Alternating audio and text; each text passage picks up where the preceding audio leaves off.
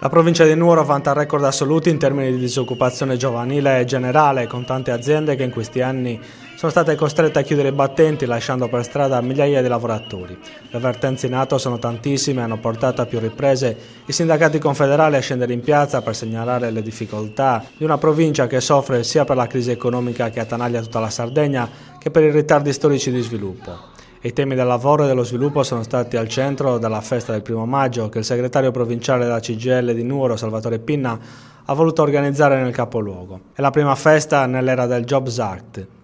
un'intera giornata dedicata sia ai temi della solidarietà verso chi il lavoro lo ha perso, ma anche per lanciare un messaggio di speranza. Per tutta la giornata l'epicentro della festa è stata Piazza Italia, che ha ospitato una fiera dell'artigianato sardo e multietnico, con una particolare attenzione alle produzioni agroalimentari che caratterizzano il nostro territorio. Tanto spazio anche allo sport, con diverse competizioni e la tappa del torneo regionale di calcio balilla. La chiusura della manifestazione, come da tradizione in tutta Italia, nella festa del 1° maggio è stata affidata alla musica con un concerto live organizzato dalla Sardinia Rock Agency, che ha visto salire sul palco una decina di formazioni musicali provenienti da tutta la Sardegna. Performance intervallate da alcuni comizi, tra i quali quelli del segretario regionale della CGIL Michele Carrus, che ha richiamato nel suo intervento le problematiche del lavoro e dello sviluppo che dovranno caratterizzare l'azione del governo regionale.